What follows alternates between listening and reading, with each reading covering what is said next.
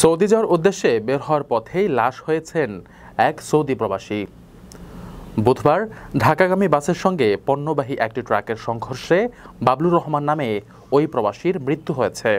ভোর 4টার দিকে এক্সপ্রেসওয়ের শিবচরের মোল্লার বাজার সংলগ্ন এক্সপ্রেসওয়ের ঢাকাগামী লেনে এ দুর্ঘটনা ঘটে।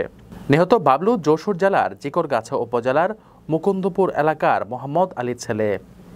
তিনি সৌদি যাওয়ার উদ্দেশ্যে ঢাকা যাচ্ছিলেন। সকালে তার ফ্লাইট ছিল। শিবচর হাইওয়ে পুলিশ ও স্থানীয় সূত্রে জানা গেছে, যশোর থেকে সেন্ট মার্টিন পরিবহনের একটি বাস ঢাকার উদ্দেশ্যে ছেড়ে আসে।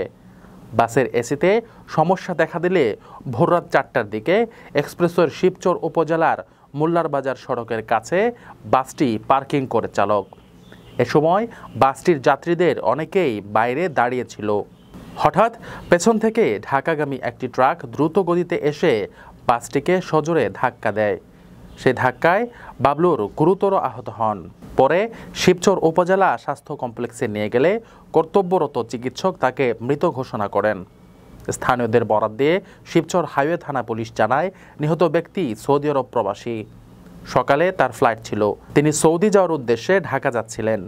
এই ঘটনায় আইনগত ব্যবস্থা নেওয়া হচ্ছে। রেমিটেন্স যোদ্ধাদের ঢাকায় বিশেষ ছাড়ে রেডি ফ্ল্যাট দিচ্ছে শতভাগ বিশ্বস্ত ও নির্ভরযোগ্য প্রতিষ্ঠান প্রবাসীর সিটি।